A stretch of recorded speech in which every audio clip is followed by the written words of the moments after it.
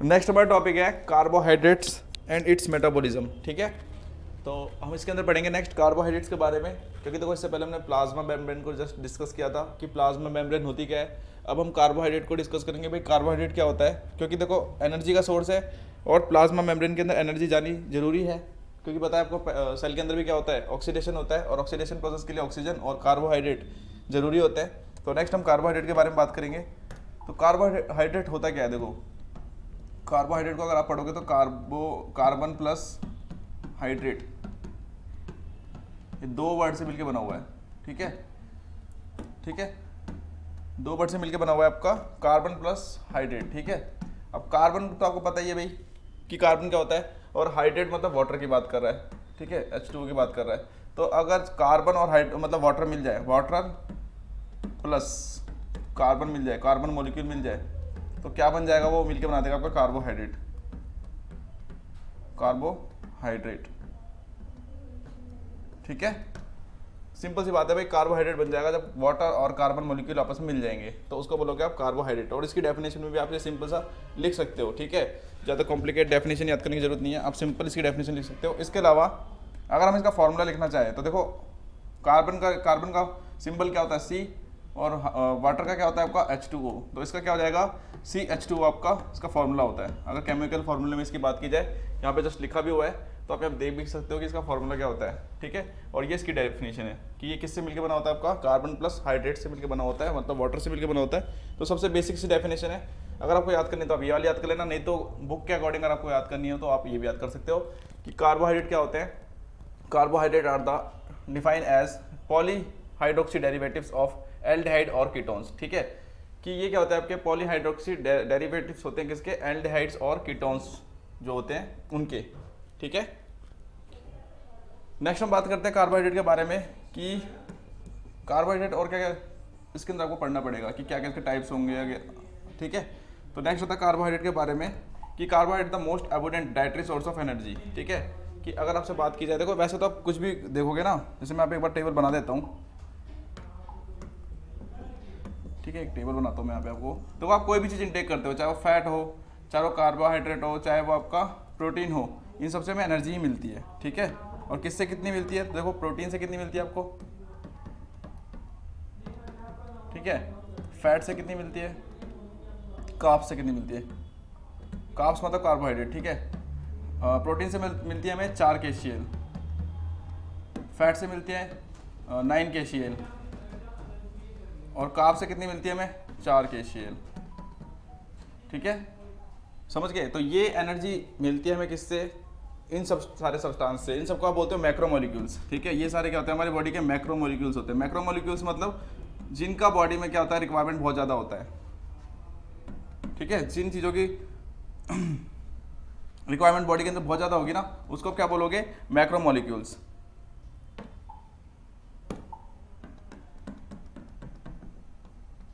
ठीक है, इनको मैक्रोमोलिक्यूल्स बोला जाता है। देखो विटामिन वगैरह जितने भी होते हैं ना आपके, वो सारे किसमें आते हैं, माइक्रोमोलिक्यूल्स के अंदर आते हैं। बट ये तीन जो है ना, तीनों का नाम याद कर लेना।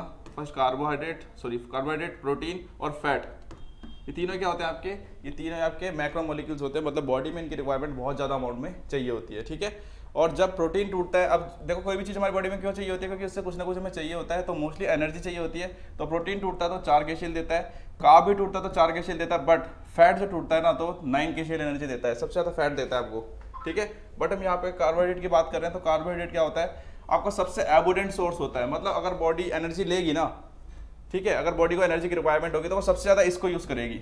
ठीक है, सबसे ज़्यादा किसको यूज़ करेगी, कार्बोहाइड्रेट को यूज़ करेगी। जब कार्बोहाइड्रेट बॉडी के अंदर कम होगा, तब कहीं ना कहीं वो जाके किसको यूज़ करेगी, प्रोटीन को यूज़ करेगी। और जब प्रोटीन भी बॉडी के अंदर कम होगा तो फैट वगैरह को यूज़ करती है। तो मतलब इस तरह से कुछ बॉडी का सिस्टम चलता है कि सबसे पहले किसको यूज़ करेगी, कार्बोहाइड्रेट को, और इसीलिए इसको बोला जाता है most abundant dietary source of energy. ठीक है, कि सबसे ज़्यादा बॉडी में इसी का ही यूज़ किया जाता है, कि यही हमें बेसिकली हमें एनर्जी प्रोवाइड करता है। जैसे आप ग्लूकोज सुनते होगे, तो ग्लूकोज भी क्या एक तरह का कार्बोहाइड्रेट ही है जो हमें एनर्जी प्रोवाइड कर रहा होता है। ठीक है, नेक्स्ट हम बात करेंगे फंक्शन ऑफ कार्बोहाइड्रेट। तो देखो दो फंक्शन होंगे इसके, एक तो एनर्जी प्रोडक्शन में जो सबसे इसका इंपॉर्टेंट फंक्शन है, सबसे इंपॉर्टेंट फंक्शन तो यही है इसका कि एनर्जी प्रोडक्शन करना। दूसरा होता है आपका स्टोरेज। देखो कभी कभार क्या होता है कि जरूरी नहीं है कि आपकी बॉडी को एनर्जी चाहिए, कभी कभार बॉडी को क्या चाहिए होता है, बहुत लिमिटेड अमाउंट में एनर्जी चाहिए होता है। तो उस टाइम ये कार्बोहाइड्रेट क्या कर रहा होता है, स्टोर कर लेता है अपने आप को। किस फॉर्म में स्टोर करता है, ग्लाइकोजन की फॉर्म में स्टोर कर लेता है, पढ़ा भी होगा आपने, ठीक है। अभी आगे आ जाएगा सारा कुछ, ठीक है, पर मैं आपको फिर भी बता दे रहा हूँ कि ग्लाइकोजन की फॉर्म में स्टोर कर लेता है। और अगर एनर्जी चाहिए होती है, जैसे आप कोई भी वर्क कर रहे हो, ठीक है, कुछ भी कर रहे हो, तो वहाँ पे एनर्जी चाहिए होती है, तो क्या होता है, यही कार्बोहाइड्रेट किस में टूटता है, ग्लूकोज में टूट जाता है, ठीक है। ये कार्बोहाइड्रेट क्या करता है, जब एनर्जी देनी होती है तो, ठीक है, तो किस में टूटता है आपका, ग्लूकोज में टूट जाता है, ताकि बॉडी में एनर्जी रिलीज कर सके। तो सिंपली से अगर मैं एक बात बोलना चाहूँ कि भाई ग्लूकोज क्या है, कार्बोहाइड्रेट की क्या है, एक्टिवेटेड फॉर्म है। एक्टिवेट फॉर्म मतलब अगर ग्लूकोज एक बार, जो आपका कार्बोहाइड्रेट है ना, एक बार ग्लूकोज में कन्वर्ट हो गया ना, तो कहीं ना कहीं एनर्जी दे के ही जाएगा। तो एक्टिवेट फॉर्म होती है आपकी क्या, कार्बोहाइड्रेट की, ग्लूकोज। और ग्लाइकोजन क्या होती है, ये इनएक्टिव फॉर्म होती है, इनएक्टिव फॉर्म, ठीक है। इनएक्टिव मतलब कि ये जो है अभी इनएक्टिव है, मतलब इसको आप कहीं स्टोर करके रख सकते हो, इसको बाद में यूज कर सकते हो। इसी ग्लाइकोजन को आप बाद में किस में कन्वर्ट कर सकते हो, ग्लूकोज में, जब जरूरत पड़ेगी, और इससे फिर एनर्जी निकाली जा सकती है, ठीक है। तो ये दो फंक्शन होते हैं, एक तो स्टोरेज वाला फंक्शन, एक होता है एनर्जी प्रोडक्शन, ठीक है। तीसरा फंक्शन क्या होता है, तो मैंने आपको जब सेल मेम्ब्रेन बताई थी तब मैंने आपको बताया था कि वहाँ पे क्या होते हैं, आपके ग्लाइकोलिपिड प्रेजेंट होते हैं, ग्लाइकोलिपिड प्रेजेंट होते हैं, ठीक है, ग्लाइकोप्रोटीन प्रेजेंट होते हैं, ग्लाइकोप्रोटीन भी प्रेजेंट होते हैं, ठीक है। तो देख रहे हो आप कौन सा वाले प्रोटीन प्रेजेंट है, कौन सा वाले लिपिड प्रेजेंट है, वहाँ पे ग्लाइकोलिपिड प्रेजेंट है, मतलब कौन सा वाले, ग्लूकोज प्लस लिपिड। लिपिड समझते हो आप कौन से होते हैं, फैट को बोला जाता है लिपिड, ठीक है, फैट को ही लिपिड बोला जाता है। तो प्लाज्मा मेम्ब्रेन के ऊपर आपने पहले ही पढ़ा था कि प्लाज्मा मेम्ब्रेन के ऊपर क्या होता है, जो लिपिड प्रेजेंट होता है वो कोई ऐसा वैसा लिपिड नहीं होता, वो कैसा लिपिड होता है आपका, ग्लाइकोलिपिड होता है, ठीक है, ग्लाइकोलिपिड। और प्रोटीन भी कौन सा होता है आपका, ग्लाइकोप्रोटीन, ठीक है। तो ये होता है नेक्स्ट आपका सेल मेम्ब्रेन का कंस्टिट्यूएंट बन जाता है आपका, ठीक है, कि जब सेल मेम्ब्रेन के ऊपर प्रेजेंट है तो कहीं ना कहीं सेल मेम्ब्रेन का क्या बन रहा है, एक कंपोनेंट बन जा रहा है। इसलिए तीसरा फंक्शन होता है सेल मेम्ब्रेन का कॉन्स्टिट्यूएंट बन जाना या फिर उसका कंपोनेंट बनना, जो कि आगे फर्दर फंक्शन में हेल्प कराता है, ठीक है, क्योंकि ये कहीं ना कहीं जाके चैनल प्रोटीन वगैरह कहीं ना कहीं उनके हेल्प फॉर्मेशन में हेल्प करा रहा होता है, ठीक है। अब एक एक करके डिस्कस करते हैं हम कि कौन कौन से फंक्शन थे। तो सबसे पहला जो होता है आपका स्टोरेज फंक्शन होता है, ठीक है, सबसे पहला कौन सा है, स्टोरेज फंक्शन। स्टोरेज फंक्शन में क्या होता है, देखो, द कार्बोहाइड्रेट स्टोर्ड, कार्बोहाइड्रेट किस फॉर्म में स्टोर्ड होता है, कार्बोहाइड्रेट स्टोर्ड होता है ग्लाइकोजन की फॉर्म में, कि हमारी बॉडी में ग्लाइकोजन की फॉर्म में कार्बोहाइड्रेट क्या होता है, स्टोर्ड हो जाता है जब उसकी जरूरत नहीं होती है, ठीक है। और ग्लाइकोजन को ही क्या बोलते हो आप, स्टोर्ड फॉर्म ऑफ एनर्जी बोल सकते हो, क्योंकि देखो है तो क्या है, कार्बोहाइड्रेट का ही मॉलिक्यूल है। तो कभी आपसे क्वेश्चन ऐसा पूछ लिया जाए कि भाई स्टोर्ड फॉर्म ऑफ एनर्जी बताओ, तो वो क्या होता है आपका, ग्लाइकोजन ही होता है, क्योंकि ग्लाइकोजन जब टूटेगा किस में टूटेगा, ग्लूकोज में, और ग्लूकोज में टूटते क्या कर देगा, एनर्जी रिलीज कर देगा। तो यही क्या होता है आपका स्टोरेज फॉर्म ऑफ एनर्जी भी होता है, ठीक है। प्लांट की बात की जाए तो ये तो ह्यूमन की बात कर रहे थे, तो प्लांट में क्या होता है, ग्लूकोज नहीं होता है, वहाँ पे स्टार्च प्रेजेंट होता है, ठीक है, वहाँ पे क्या होता है, स्टार्च प्रेजेंट होता है। तो प्लांट के अंदर जो फॉर्म होती है, एनर्जी फॉर्म होती है, वो कौन सी होती है आपकी, स्टार्च। मेनली आप ये वाला याद रखना कि हमारे ह्यूमंस के अंदर क्या होता है, ग्लाइकोजन ही होता है, ठीक है। नेक्स्ट बात करते हैं इसका जो सबसे इंपॉर्टेंट फंक्शन होता है कार्बोहाइड्रेट का, कि एनर्जी प्रोड्यूस कराता है। तो एनर्जी तो देखो आपको पता ही है, हमारा अगर हमारा हार्ट पंप कर रहा है तो किसकी वजह से पंप कर रहा है, कहीं ना कहीं एनर्जी चाहिए, उसको एनर्जी मिल रही है। अगर कोई पर्सन वर्क कर रहा है या रेस्पिरेशन कर रहा है तो वो भी किसकी वजह से हो रहा है, एनर्जी की वजह से हो रहा है। तो इन सब फंक्शन का परफॉर्म कराने में, मतलब एक ऑल ओवर इंडिविजुअल को जिंदा रखने के लिए एनर्जी बहुत इंपॉर्टेंट होती है। एनर्जी क्या होती है, बहुत इंपॉर्टेंट होती है। और वो एनर्जी मोस्टली किससे मिलती है हमारी बॉडी को, मोस्टली एनर्जी किससे मिलती है, कार्ब से मिलती है, कार्बोहाइड्रेट से। मतलब सपोज कर सकते हो कि अगर हमारी बॉडी में कार्बोहाइड्रेट प्रॉपर अमाउंट में नहीं है तो कहीं ना कहीं उस बंदे का हार्ट रेट बिगड़ सकती है, रेस्पिरेशन बिगड़ सकता है, इवन डेथ भी हो सकती है अगर प्रॉपर अमाउंट में एनर्जी नहीं होगी तो, ठीक है। तो ये सारे फंक्शन कर रहा होता है, और ये सबसे इंपॉर्टेंट फंक्शन भी होता है कार्बोहाइड्रेट का, एनर्जी प्रोडक्शन करना सबसे इंपॉर्टेंट फंक्शन होता है कार्बोहाइड्रेट का, ठीक है। होता क्या है देखो, तो carbohydrate is the essential component for energy production. सबसे इंपॉर्टेंट कंपोनेंट होता है, सबसे ज़्यादा एनर्जी यही दे रहा होता है, क्योंकि सबसे ज़्यादा बॉडी हमारी इसी को यूज़ करती है, ठीक है। कैसे होता है देखो, ग्लूकोज का क्या होता है, ऑक्सीजन के साथ जाके ऑक्सीडेशन होता है और वो एटीपी रिलीज करता है, ठीक है। कि मैंने आपको बताया था कि इसकी एक्टिवेटेड फॉर्म कौन सी है, ग्लूकोज, ठीक है, ग्लूकोज होती है। और ग्लूकोज किसके साथ रिएक्शन करता है, O2 के साथ रिएक्शन करता है। तो इन दोनों का क्या होता है, ऑक्सीडेशन होता है, और इनसे निकलता है क्या है, एटीपी सिंथेसिस होती है। फिर से निकलता है क्या है, एटीपी सिंथेसिस होती है, फिर एटीपी सिंथेसिस जो आती है, मतलब एटीपी बन जाती है। और एटीपी क्या होती है, हमारी बॉडी में एनर्जी की फॉर्म होती है, ठीक है, ठीक है। एटीपी क्या होती है हमारी बॉडी में, एनर्जी की फॉर्म को बोला जाता है, या एनर्जी को ही एटीपी बोला जाता है, ठीक है। इसकी फुल फॉर्म होती है एडिनोसाइन ट्राइफॉस्फेट, अगर लिखना चाहो तो लिख लेना, ठीक है। ये इसकी फुल फॉर्म होती है एडिनोसाइन ट्राइफॉस्फेट, ठीक है। तो ये एटीपी की फॉर्म होती है, और ये किससे बनती है, हमारी मोस्टली कार्बोहाइड्रेट से बनती है, ठीक है। समझ गए। और जब देखो आपको पता है जब भी आप कोई चीज़ बॉडी में यूज़ करोगे, जैसे कि हम एनर्जी बना रहे हैं, तो एनर्जी बनने के बाद कुछ वेस्ट प्रोडक्ट तो बनेगा ही ना। जैसे आप खाना बनाते हो घर में, खाना बनाने के बाद क्या होता है, खाना बनने के बाद कुछ छिलके बचते हैं खाने के, मतलब वेस्ट बचता है ना। तो कहीं ना कहीं जब एटीपी रिलीज होती है ना हमारे कार्बोहाइड्रेट से, ठीक है, तो वहाँ से क्या होता है कहीं ना कहीं बाद में CO2 और H2O भी रिलीज होता है, मतलब थोड़ा बहुत वहाँ से कार्बन और वाटर भी रिलीज होता है, ठीक है। और ये प्रोसेस कहाँ पे हो रही होती है एनर्जी प्रोडक्शन की, तो ये माइटोकॉन्ड्रिया के अंदर होती है। इसलिए आपके माइटोकॉन्ड्रिया को power house of the cell, क्योंकि एनर्जी बना रहा है, एनर्जी मतलब पावर दे रहा है, इसलिए इसको क्या बोला जाता है, power house of the cell भी बोला जाता है, ठीक है। नेक्स्ट जो फंक्शन था हमारा कार्बोहाइड्रेट का, वो था हमारा cellular component and cellular formation, ठीक है, कि सेल्यूलर कंपोनेंट बना रहा था, सेल के ऊपर कंपोनेंट बन रहा था, और सेल्यूलर फंक्शन में भी हेल्प कर रहा था, ठीक है। एक बार से मैं दोबारा यहाँ पे आपका प्लाज्मा मेम्ब्रेन ड्रॉ कर देता हूँ ताकि आपको इजीली समझ में आ जाए।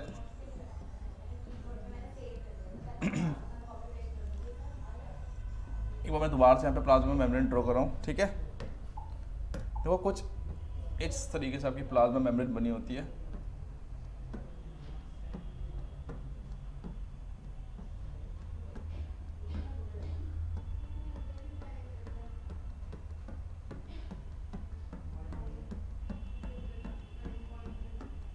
ठीक है। कुछ इस तरीके से प्लाज्मा मेम्ब्रेन बनी हुई होती है, ऐसे ऐसे पूरी जॉइनिंग होती है इनकी आपस में, ठीक है, पूरी बहुत बड़ी सी होती है। बस मैं एक पोर्शन बना के दिखा रहा हूँ आपको कि ऐसे फोस्फोलिपिड मॉलिक्यूल से क्या होता है, प्लाज्मा मेम्ब्रेन बनी हुई होती है। उसके ऊपर कहीं ना कहीं आपने देखा था कि कहीं ना कहीं कुछ कुछ जगहों पे क्या होता है, ऐसे करके कहीं पता है ना आपको, पढ़े थे आपने, ऐसे करके कुछ प्रोटीन्स वगैरह प्रेजेंट होते हैं, ठीक है, कुछ प्रोटीन्स वगैरह से प्रेजेंट होते हैं उसका प्लाज्मा मेम्ब्रेन के पास। तो उसी को बोलते हो आप ग्लाइकोलिपिड या ग्लाइकोप्रोटीन। किस तरह का प्रोटीन, किस तरह का ग्लूकोज पड़ा हुआ है उसके नाम पे इसका नाम पड़ता है, ठीक है। जैसे कि मान लो कि अगर ये लिपिड प्लस ग्लूकोज होगा, फैट प्लस ग्लूकोज होगा, अगर फैट प्लस ग्लूकोज होगा तो उसको क्या बोल दोगे आप, इसको बोलोगे ग्लाइकोलिपिड। ग्लाइकोलिपिड, लिपिड वर्ड किसके लिए यूज होता है, फैट के लिए, लिपिड को ही फैट बोलते हो आप। बट अगर मान लो यहाँ पे क्या होता, यहाँ पे मान लो अगर क्या होता है, ये वाला मान लो, जैसे यहाँ पे लिख देता हूँ मैं इसको, कि मान लो ये क्या होता है, ग्लूकोज प्लस प्रोटीन से मिलके बना प्रोटीन होता, या प्रोटीन होता है ऐसा कुछ, तो उसको क्या बोलते हैं आप, ग्लाइकोप्रोटीन बोल देते हैं, ग्लाइकोप्रोटीन, ठीक है। कुछ इस तरीके से क्या होता है आपका कार्बोहाइड्रेट प्रेजेंट होता है सेल के ऊपर, ठीक है। तो यहाँ पे लिखा भी है, many cellular components like glycolipids, glycoprotein made up with the carbohydrate, कि ये सारे किससे मिलके बने होते हैं, कार्बोहाइड्रेट से मिलके बने हुए होते हैं, ठीक है। ग्लाइकोलिपिड भी यहाँ पे लिख दिया गया कि ग्लाइकोलिपिड क्या होता है, ग्लूकोज प्लस लिपिड, लिपिड मतलब फैट, याद रखना, फैट को ही लिपिड बोला जाता है। आप कराते हो ना लिपिड प्रोफाइल करा लो, जब पेशेंट आपके पास आता है, जब उसका फैट का लेवल बॉडी में चेक करना होता है तो बोलते हैं लिपिड प्रोफाइल करा लो उसका, तो लिपिड का मतलब ये फैट, ठीक है। नेक्स्ट होता है ग्लाइकोप्रोटीन, मतलब ग्लूकोज प्लस प्रोटीन, ठीक है। फंक्शन क्या होता है इनका, देखो carbohydrate play a several formation, तो sorry function inside the cell, example energy production में हेल्प कराएगा, ट्रांसपोर्टेशन में, क्योंकि देखो कहीं ना कहीं यही प्रोटीन जो होते हैं ना आपके, ये ग्लाइकोप्रोटीन वगैरह ही मिलके क्या होते हैं, चैनल प्रोटीन बना रहे होते हैं। मैंने आपको पहले लेक्चर में बताया भी था प्लाज्मा मेम्ब्रेन वाले में, ठीक है, चैनल प्रोटीन बना रहे होते हैं, चैनल बनाने में हेल्प कर रहे होते हैं, या चैनल या कैरियर बनते हैं, तो कहीं ना कहीं उसकी हेल्प से क्या होता है, चीज़ें अंदर बाहर होती है सेल की, ट्रांसपोर्टेशन होता है, ठीक है। Glucose also help in the maintain osmotic pressure, ठीक है, और ग्लूकोज क्या करता है, ऑस्मोटिक प्रेशर को मेंटेन करता है, ठीक है। जैसे कि आपको पता है कि ग्लूकोज जहाँ भी होगा ना, ठीक है, जहाँ भी ग्लूकोज प्रेजेंट होगा अपने आसपास क्या करेगा, अपने आसपास वाटर के मोलिक्यूल्स को बाइंड कर लेगा। जहाँ भी ग्लूकोज प्रेजेंट होगा ना, वो अपने आसपास क्या करेगा, वाटर के मोलिक्यूल्स को बाइंड करके रखेगा। इसी वजह से क्या होता है, ये ऑस्मोटिक मतलब पानी का प्रेशर, ऑस्मोटिक मतलब हाइड्रोस्टेटिक प्रेशर, ठीक है, कि वाटर प्रेशर को मेंटेन करके रखता है। तो ये सारी इंपॉर्टेंट बातें थी किसके बारे में, हमारे कार्बोहाइड्रेट के बारे में या फिर हमारे ग्लूकोज के बारे में, कि इतने सारे फंक्शन प्ले कर रहा होता है वो। जैसे कि रिवाइज किया जाए तो क्या क्या होता है कि एक तो सेल के ऊपर क्या करता है, एनर्जी प्रोडक्शन में हेल्प करता है, प्रोटीन चैनल प्रोटीन बनाने में हेल्प करता है, और कहीं ना कहीं ट्रांसपोर्टेशन में भी हेल्प कर रहा होता है, ठीक है। नेक्स्ट हम बात करेंगे इसके क्लासिफिकेशन की, कि क्लासिफिकेशन कौन कौन से देखने को मिलेंगे आपको कार्बोहाइड्रेट के। तो इसके बेसिकली 4 क्लासिफिकेशन होते हैं कार्बोहाइड्रेट के, बेसिकली कितने होते हैं, 4 क्लासिफिकेशन होते हैं। उसके फिर फर्दर जाके क्लासिफिकेशन होते हैं, देखो यहाँ पे मेनली अभी लिखा भी हुआ है, ठीक है, कि कार्बोहाइड्रेट के बेसिकली 4 होते हैं क्लासिफिकेशन, ठीक है। मैं यहाँ पे लिख भी देता हूँ, बेसिकली यहाँ बनाता हूँ मैं, ठीक है। ये आपका कार्बोहाइड्रेट है, इसकी क्लासिफिकेशन कर लेते हैं, क्लासिफिकेशन, ठीक है। पहला होता है आपका मोनोसेक्राइड,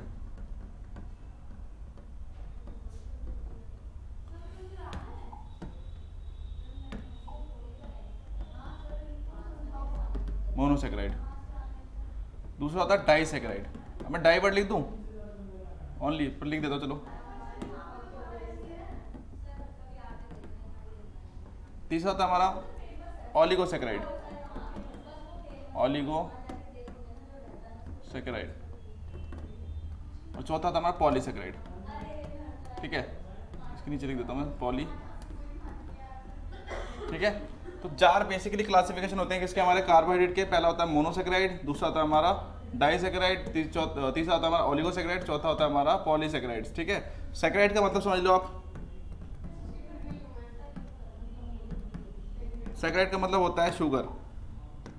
सेक्राइड का मतलब होता है शुगर। ठीक है, सैकेराइड वर्ड का मतलब ही होता है शुगर, और शुगर मतलब कार्बोहाइड्रेट, कार्बोहाइड्रेट मतलब ग्लूकोज की बात कर रहा हूँ तो शुगर की बात कर रहा है। अब जहाँ भी देखो, जैसे यहाँ पे क्या है, मोनो वर्ड है। देखिए यहाँ पे क्या है, ये मोनो वर्ड है, तो मोनो का मतलब होता है सिंगल, वन, सिंगल। ठीक है, कि मोनो का मतलब क्या है, सिंगल है, मतलब इस वाले के अंदर क्या होगा, सिंगल शुगर प्रेजेंट होगी, मतलब सिंगल यूनिट ऑफ शुगर होगी, सिंगल यूनिट ऑफ शुगर। उसको बोलोगे आप, क्या बोलोगे उसको, मोनोसेक्राइड। कि जिस भी कार्बोहाइड्रेट के अंदर क्या है, single unit of sugar present है, उसको आप मोनोसेक्राइड में काउंट कर लोगे। डाई वाले में क्या होगा कि अगर 2 यूनिट शुगर प्रेजेंट होगी तो उसको बोल दोगे आप, क्या बोल दोगे उसको आप, उसको डाइसेक्राइड बोल दोगे। ओलिगोसेक्राइड किसको बोलोगे आप, जिसमें 2 से ज़्यादा पर 8 तक, 2 से ज़्यादा मतलब मोर देन टू से लेकर के कहाँ तक, 8 तक। बट लेट हमेशा याद रखना कि 10 से कम होगा। कि शुगर यूनिट कितनी होगी इसमें, कि इसमें शुगर यूनिट होगी 2 से तो ज़्यादा होंगी, 8 तक होंगी, बट हमेशा 10 से कम रहेंगी। ठीक है, और जब 10 से भी ज़्यादा हो जाए, जब 10 से अबव हो जाए, मोर देन, लिख देता हूँ मैं यहाँ पे, मोर देन 10 यूनिट हो जाए। ठीक है, मोर देन 10 यूनिट हो जाए, अगर मोर देन 10 यूनिट, यूनिट किसकी लिख रहा हूँ मैं, शुगर की, समझ जाना कि शुगर की बात कर रहा हूँ मैं, क्योंकि सबके पीछे सेकेराइड लगा हुआ है। पॉली वर्ड का मतलब बता रहा हूँ, पॉली मतलब 10 से ज़्यादा यूनिट ऑफ शुगर होंगी, ओली मतलब 2 से 8 के बीच में रहेंगी, डाई मतलब 2 होंगी, मोनोसेक्राइड मतलब सिंगल यूनिट ऑफ शुगर होगी। इस बिहाफ से क्लासिफिकेशन हो रखा है कि कितने अमाउंट में शुगर की यूनिट प्रेजेंट है उसके अंदर, तो उसके बिहाफ से क्लासिफिकेशन हो रखा है 4 कैटेगरी के अंदर, मोनोसेक्राइड, डाइसेक्राइड, ओलिगोसेक्राइड और पॉलीसेक्राइड्स। ठीक है, अब मोनोसेक्राइड को देखो, आपको पता है यहाँ पे सिंगल शुगर प्रेजेंट है, तो इसको सबसे क्या बोला जाता है, इसका दूसरा नाम क्या होता है, सिंपल शुगर बोलते हैं इसको, सिंपल शुगर। ठीक है, मोनोसेक्राइड को बोलते हो आप सिंपल शुगर बोलते हो, क्योंकि इसके अंदर क्या होता है, सिंगल यूनिट ऑफ क्या होता है आपका, सिंगल यूनिट क्या होता है, शुगर का प्रेजेंट होता है, इसलिए सबसे सिंपल शुगर यही होती है। ठीक है, फर्दर मोनोसेक्राइड के भी कुछ क्लासिफिकेशन होते हैं। ठीक है, मैं आगे बताऊंगा, पहले आप इसको समझ लो। ठीक है, कि फर्दर मोनोसेक्राइड के भी क्या होते हैं, कि यहाँ पे क्लासिफिकेशन हो जाते हैं। एक मैं आपको इमेज शो करता हूँ उनके क्लासिफिकेशन की। देखो यहाँ पे आपको दिख रहा होगा, ये रहा आपका कार्बोहाइड्रेट्स के क्लासिफिकेशन। देखो ये आपका कार्बोहाइड्रेट के क्लासिफिकेशन मैं आपको यहाँ पे दिखा रहा हूँ। ठीक है, तो देखो जस्ट यहाँ पे क्या आपका कार्बोहाइड्रेट आपको शो हो रहा होगा। यहाँ पे आपको दिख रहा है कि कार्बोहाइड्रेट इसको 2 उसमें कैटेगरी में इन्होंने तोड़ दिया है, सिंपल और कॉम्प्लेक्स। सिंपल के अंदर आपके मोनोसेक्राइड और डाइसेक्राइड, मोस्टली आप ये याद कर लेना कि कार्बोहाइड्रेट 4 कैटेगरी में टूटता है, मोनोसेक्राइड, डाइसेक्राइड, ओलिगोसेक्राइड और पॉलीसेक्राइड्स। मोनोसेक्राइड के इन्होंने एग्जाम्पल दे रखे हैं। ठीक है, मोनोसेक्राइड के इन्होंने एग्जांपल दे रखे हैं जैसे ग्लूकोज, फ्रक्टोज, गैलेक्टोज, ये सारे सिंपल शुगर है। डाइसेक्राइड के एग्जांपल दे रखे हैं इन्होंने मेल्टोस, लैक्टोस, सुक्रोज, मतलब इनके अंदर 2 शुगर यूनिट प्रेजेंट है। और पॉलीसेक्राइड का एक एग्जांपल याद कर लेना, हमारा स्टार्च, फाइबर्स और ग्लाइकोजेंस। ठीक है, कि ये सारे क्या है, किसके एग्जाम्पल्स हैं इनके। ठीक है, तो ये कुछ आपको समझ में आ रहा होगा कि कुछ इस तरीके से क्या होता है, क्लासिफिकेशन होता है कार्बोहाइड्रेट का। ठीक है, नेक्स्ट क्लास में हम डिस्कस करेंगे कि भाई कौन कौन से क्लासिफिकेशन है इनके, मोनोसेक्राइड के, ओलिगोसेक्राइड्स के और पॉलीसेक्राइड्स के। सबसे इंपॉर्टेंट याद रखना आप किसको, मोनोसेक्राइड को जरूर याद रखना, क्योंकि मोनोसेक्राइड क्वेश्चन पेपर में आता है बार बार। ठीक है, नेक्स्ट क्लास में डिस्कस करेंगे इसके क्लासिफिकेशन को।